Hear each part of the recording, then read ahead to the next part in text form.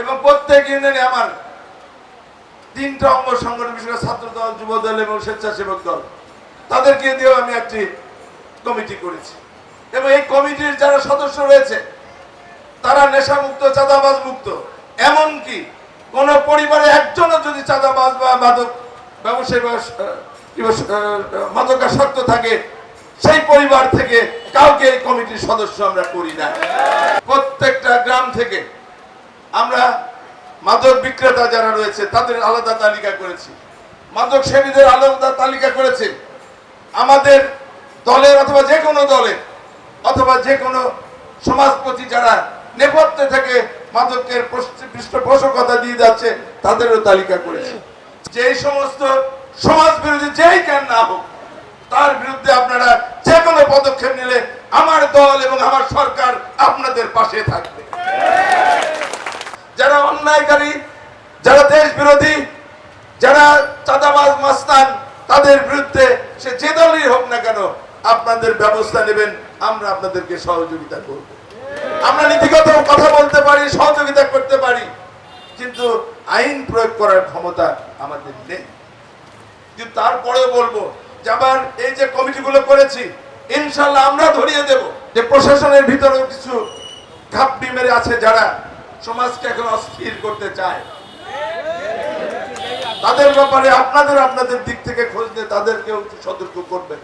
প্রশাসন এবং সমাজের যারা আমরা এই দেশটাকে বাঁচাতে চাই, তারা যদি যৌথভাবে আমরা সবাই কাজ না করি, তাহলে এই ব্যাধির থেকে আমরা মুক্ত হতে পারবো না।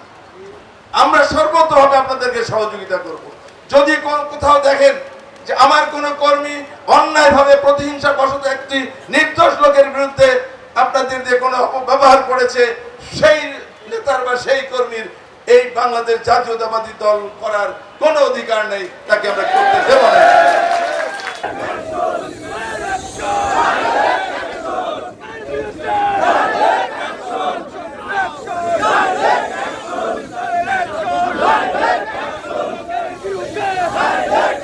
পাবনা 2 আসনের সাংসদ AKM সেলিম রেজা হাবিব বলেছেন, আমার এলাকায় মাদকসেবী, বিক্রেতা, সন্ত্রাসী, চাঁদাবাজ, দখলবাজদের ঠাঁই হবে না। এসব নির্মূলে 2টি অভিযোগ বক্স থাকবে। অভিযোগ ধরে ব্যবস্থা নেওয়া হবে, হট নাম্বার দেওয়া হবে।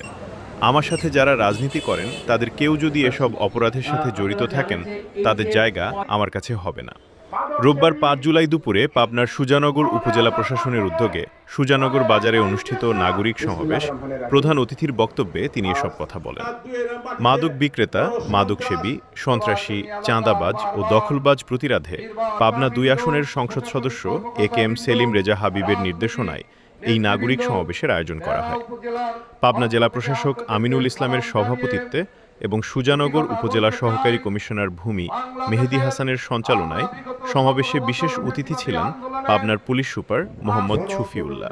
প্রধান অতিথির বক্তব্যে MP সেলিম রেজা হাবিব বলেন, রাজনৈতিক পট পরিবর্তনের পর বর্তমান সরকার মাদক নির্মূলে কাজ শুরু করেছে। প্রায় 4 মাসে কোনো পরিপত্র জারি ছাড়াই দেশ পরিবর্তনে কাজ করছেন প্রধানমন্ত্রী তারেক রহমান। নিজেদের নীতি নৈতিকতার পরিবর্তন না হলে সমাজের অসঙ্গতি দূর করা সম্ভব নয়। স্বাধীনতার 54 বছর পর আমরা মানবিক প্রধানমন্ত্রী পেয়েছি দাবি করে সেলিম রেজা হাবিব বলেন, পার্শ্ববর্তী দেশ আমাদের কুক্ষিগত করতে চায়, কিন্তু সাহসী পদক্ষেপ নিয়েছেন প্রধানমন্ত্রী তারেক রহমান। পদ্মা ব্যারেজ ও তিস্তা ব্যারেজ তার উৎকৃষ্ট উদাহরণ। ভালো কাজ করাতে হলে আমাদের মানবিক হতে হবে, মাদক, সন্ত্রাসী নির্মূল করতে হবে। তবেই প্রধানমন্ত্রী তারেক রহমান দেশের মানুষের চাহিদানুযায়ী দেশ পরিচালনায় সক্ষম হবেন। হুঁশিয়ারি উচ্চারণ করে সেলিম রেজা হাবিব বলেন, নির্বাচনী এলাকায় মাদক, সন্ত্রাস ও চাঁদাবাজ নির্মূলে পৃথক 3টি কমিটি করে দিয়েছি।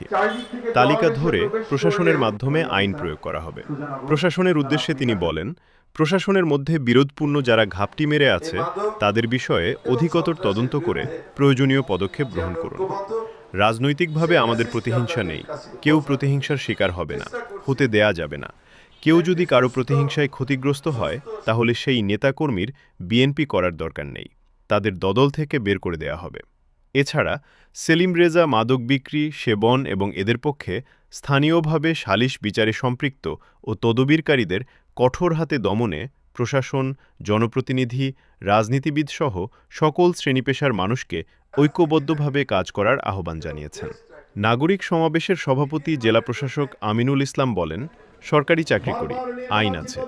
আইন প্রয়োগ করতে গেলে রাজনৈতিক পর্যায়ে ঐক্যমত থাকতে হয়, কিন্তু মাদক নির্মূলে এই সমস্যা প্রকট দেখা দেয়।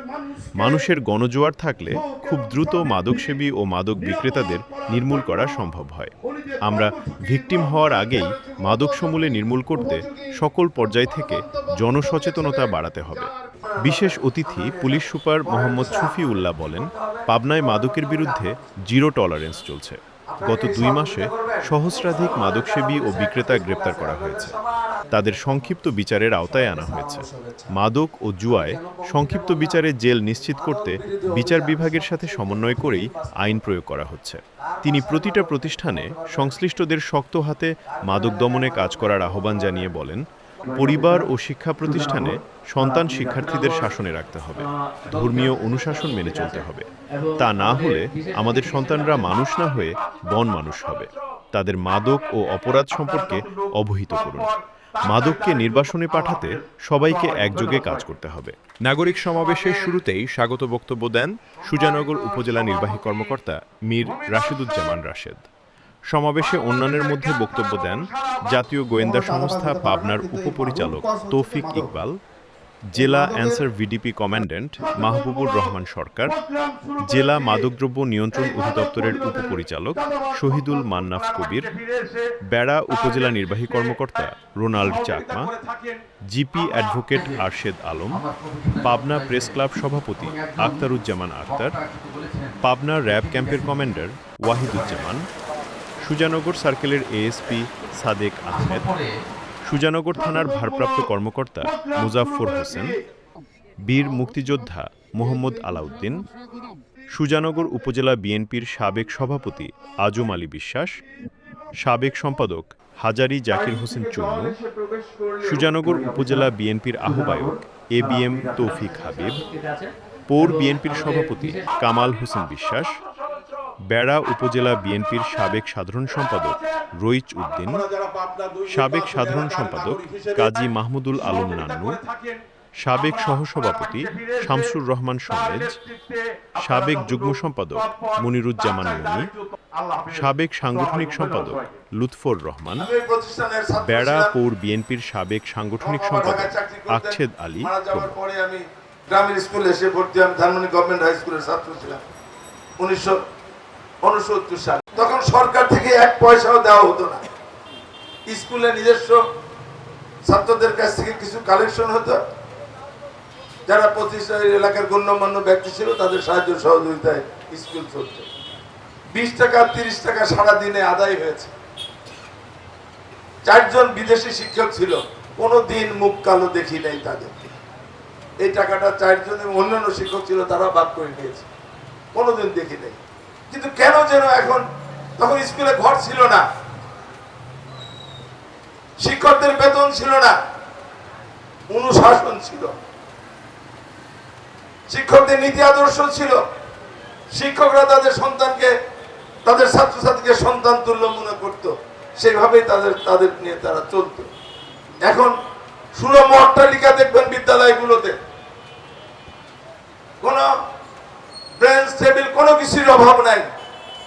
প্রিন্সিপাল অথবা প্রধান শিক্ষকের রুমে এসি চলে, সমস্ত শ্রেণীকক্ষে ফ্যানের কোনো অভাব নাই, ছাত্রেরও কোনো অভাব নাই। শিক্ষকরা এখন শতভাগ বেতন পান, সাথে স্কুল থেকে যে সমস্ত ছাত্রদের কাছ থেকে তারা শিক্ষা বর্ষের নামে নানান ভাবে যেটা আদায় করেন, সেটিও শিক্ষকরা ভাগ করে নেন। কিন্তু শিক্ষা নেই। ছাত্রদের প্রতি যে দায়িত্ব, যে কর্তব্যবোধ, যে মমত্ববোধ, সেটি তারা পালন করেন না। এখানেই তার প্রমাণ যে এসপি মহোদয় যখন শিক্ষকদের উদ্দেশ্যে কথা বলছিলেন, এই পাশ থেকে একটু সাড়াও আমরা পাই নাই। আপনারা জাতির বিবেক, একসময় শিক্ষকদেরকে ছাত্রছাত্রী পিতৃতুল্য মনে করত, এখন কেন করে না? আপনারা 4 দোকানে বসে আড্ডা মারেন, সিগারেট খান, অনৈতিক কাজ করেন, গল্প করেন, সেই ছাত্ররা কেন আপনাদেরকে সম্মান করে? আপনাদের নীতি নৈতিকতার যদি পরিবর্তন না ঘটান তাহলে এই সমাজের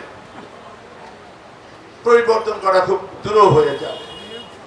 স্বাধীনতার 54 বছর পরে যদি আমাদের এই সমস্ত কথা বলতে হয়, অত্যন্ত দুর্ভাগ্যজনক। কি নেই এখন আপনাদের? আপনারাই পারেন, শিক্ষকরাই পারেন। আপনারা যদি একটু দায়িত্ব নেন, প্রাইমারি স্কুল, হাই স্কুল, এই মাটির তলাগুলো আপনাদের কাছে যায়, আপনারা যেভাবে তাদেরকে শিখাবেন সেইভাবেই তারা শিখবে। একটু দায়িত্ব নেন না ভাই। স্বাধীনতার পরে 54 বছর পরে আমি বলবো যে আমরা একজন অত্যন্ত মানবিক একজন প্রধানমন্ত্রী আমরা পেয়েছি, যিনি অত্যন্ত ধৈর্যশীল, মৃদুভাষী, সহনশীল, দেশপ্রেমিক, সবার মত প্রকাশের স্বাধীনতা যিনি নিশ্চয়তা করেছেন, প্রতিহিংসা প্রতিশোধের বাইরে যে যিনি দেশ সেবা করছেন এবং দেশের জন্য, দেশের মানুষের জন্য যিনি অত্যন্ত সাহসী ভূমিকা যিনি পালন করেছেন। আর সেটি করতে গেলে অবশ্যই আমাদেরকে সমাজ থেকে এই মাদককে নির্মূল করতে হবে, এই চাঁদাবাজদের নির্মূল করতে হবে। এসপি সাহেব এখানে বলেছেন যে আমাদের অনেক নেতা মাদক সেবীদেরকে ধরলে বা চাঁদাবাজদের ধরলে তদবির করে। আমি আপনাকে, আপনার প্রশাসন সবাই এখানে রয়েছেন, আমি পরিষ্কার ভাবে আমার এখানে প্রশাসন যারা রয়েছে বলেছি, যত বড় শক্তিশালী নেতাই আমার হোক না কেন, তাদের কোনো অনৈতিক দাবির কাছে কখনো আপনারা সারেন্ডার করবেন না। আমাকে বলবেন, আমি তাদের বিরুদ্ধে ব্যবস্থা নেব। আজকেও আমি বলছি যে এই সমস্ত সমাজ বিরোধী যেই কেন না হোক, তার বিরুদ্ধে আপনারা যে কোনো পদক্ষেপ নিলে আমার দল এবং আমার সরকার আপনাদের পাশে থাকবে। আমরা আমাদের নির্বাচনী এলাকায় প্রত্যেকটা ইউনিয়নে সাবেক 3টা যে ওয়ার্ড, এখন তো 9টা ওয়ার্ড প্রত্যেকটা ইউনিয়নে, আমরা সাবেক 3টা ওয়ার্ডে 3টা কমিটি করেছি। চাঁদাবাজ, সন্ত্রাসী, মাদক বিরোধী নাম দিয়েছি প্রতিরোধ কমিটি। প্রত্যেকটা ইউনিয়নে আমার এর 4টি করে কমিটি অলরেডি আমরা করেছি, তার তালিকা আমার কাছে আছে। আমি আনুষ্ঠানিকভাবে প্রশাসনের কাছে আমি এটি হস্তান্তর করব এবং প্রত্যেক ইউনিয়নে আমার 3টা অঙ্গ সংগঠন, বিশেষ করে ছাত্র দল, যুব দল এবং স্বেচ্ছাসেবক দল, তাদেরকে দিয়েও আমি একটি কমিটি করেছি এবং এই কমিটির যারা সদস্য রয়েছে তারা নেশামুক্ত, চাঁদাবাজ মুক্ত। এমনকি কোন পরিবারে একজনও যদি চাঁদাবাজ বা মাদক ব্যবসায়ী বা মাদকাসক্ত থাকে, সেই পরিবার থেকে কাউকে এই কমিটির সদস্য আমরা করি না। পাশাপাশি প্রত্যেকটা গ্রাম থেকে আমরা মাদক বিক্রেতা যারা রয়েছে তাদের আলাদা তালিকা করেছি, মাদক সেবীদের আলাদা তালিকা করেছি। আমাদের দলের অথবা যে কোনো দলের অথবা যে কোনো সমাজপতি যারা নেপথ্যে থেকে মাদকের পৃষ্ঠপোষকতা দিয়ে যাচ্ছে তাদেরও তালিকা করেছি। চাঁদাবাজদের তালিকা আলাদা করে করেছি, দখলবাজ, মাস্তান এবং সালিশ দরবার করে যারা টাকা খায় তাদেরও তালিকা আমরা করেছি। এই সমস্ত তালিকা ইনশাআল্লাহ একটি অনুষ্ঠানের মাধ্যমে আমরা প্রশাসনের কাছে হস্তান্তর করব ইনশাআল্লাহ।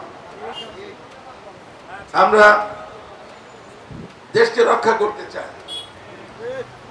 54 বছর যে হয় নাই, এবার যদি আমরা ব্যর্থ হই তাহলে আমাদের ভাগ্য না, দেশের ভাগ্যে কি হবে আমরা সবাই কিন্তু বুঝতে পারি। প্রশাসনের এখানে অনেক বড় ভূমিকা রয়েছে। প্রশাসনে যারা রয়েছে তাদের কাছে আমি অনুরোধ করব যে প্রশাসনের ভিতরেও কিছু ঘাপটি মেরে আছে যারা সমাজকে এখন অস্থির করতে চায়, তাদের ব্যাপারে আপনাদের দিক থেকে খোঁজ নিয়ে তাদেরকেও সতর্ক করবেন। তাহলে আমরা সাধারণ মানুষ যারা রয়েছি, রাজনৈতিক নেতৃবৃন্দ যারা রয়েছি, প্রশাসন এবং সমাজের যারা আমরা এই দেশটাকে বাঁচাতে চাই, তারা যদি যৌথভাবে আমরা সবাই কাজ না করি তাহলে এই ব্যাধির থেকে আমরা মুক্ত হতে পারবো না।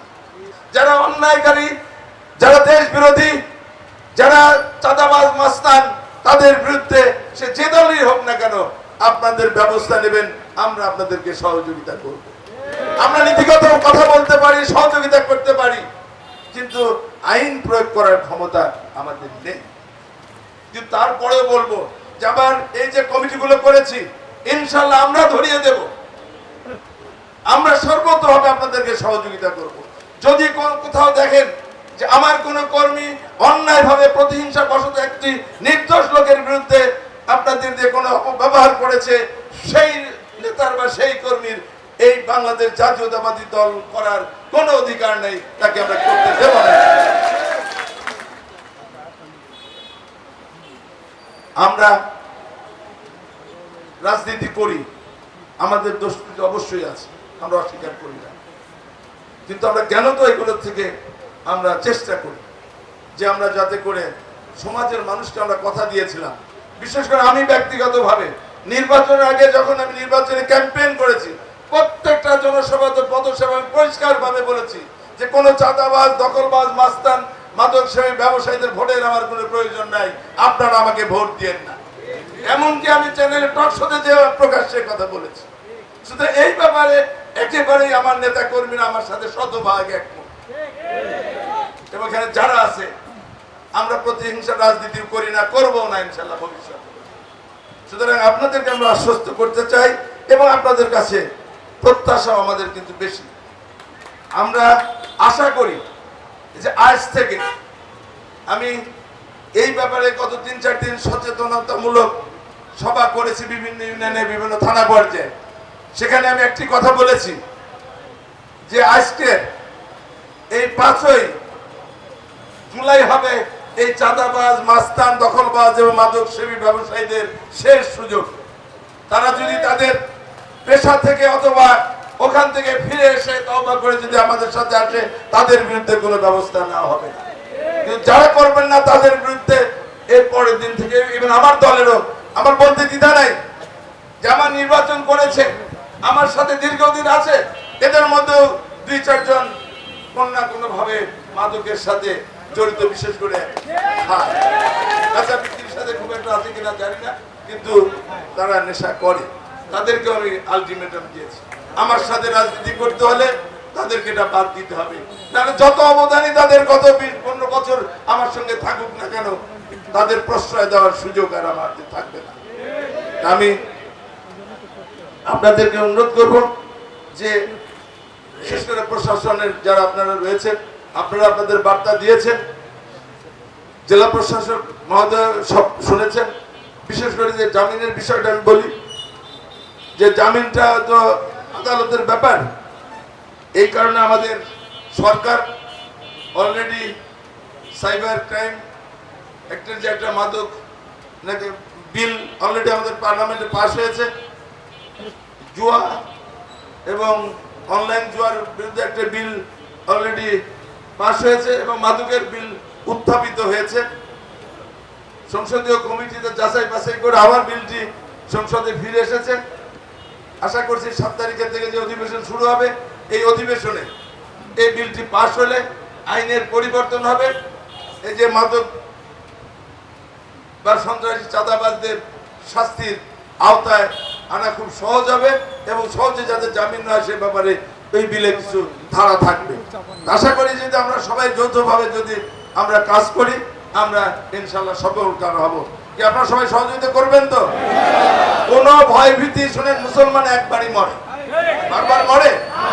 আমরা যদি সবাই সোচ্চার হই, আমরা সবাই যদি ঐক্যবদ্ধ হই, এই অপশক্তি আমাদের সামনে দাঁড়াইতে পারবে? কয় % লোকের সঙ্গে জড়িত বলেন তো? 2% লোক জড়িত না। 5 লক্ষ ভোটের মধ্যে 2% লোক কত লোক হয় জানেন? এত লোক জড়িত না। সুতরাং আমরা ইনশাআল্লাহ ঐক্যবদ্ধ থাকবো।